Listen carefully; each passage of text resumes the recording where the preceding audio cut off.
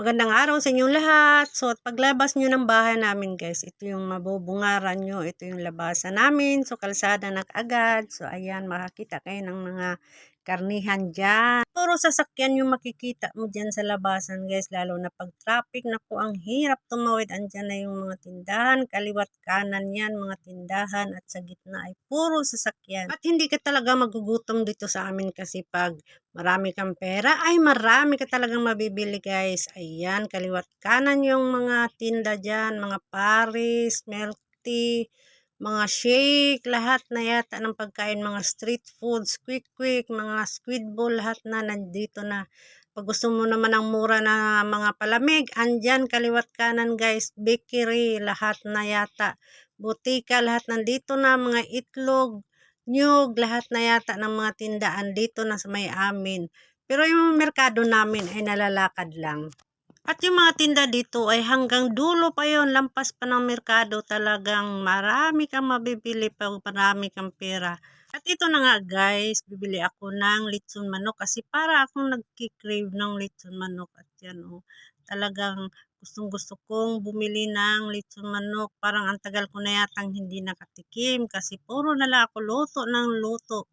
At syempre dahil dalawa lang kaming kakain, so kalahati lang yung bibili.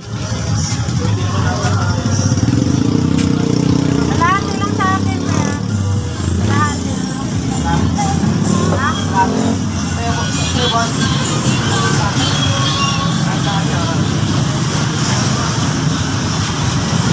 Kalahati lang sa akin. At habang naghihintay, ito yung makikita mo sa daan. Ayan o, puro yan isda. Pero tilapia at saka bangus lang yung nanandyan guys. Saka mga saging, lahat na ng prutas, mga gulayan, andyan na lahat yan. Ng mga anong gusto nyo. So ayan na, nakabili na ako ng aking lechon manok. At ako'y nagugutom na guys.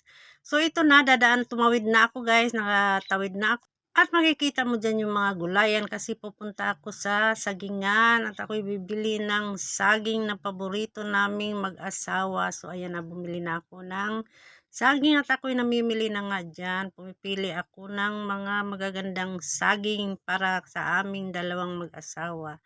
At pagkatapos ay dumaan na rin ako sa itlogan dahil bumili ako ng mga ilang piraso kasi mayroon pa doon sa rep. So, mga ilang piraso lang na itlog para ako nandito na naman. So, ako'y bibili na rin.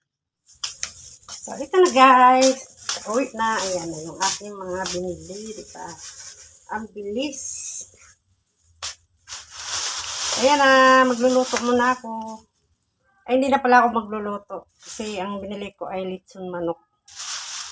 So, ayan na. Thank you for watching.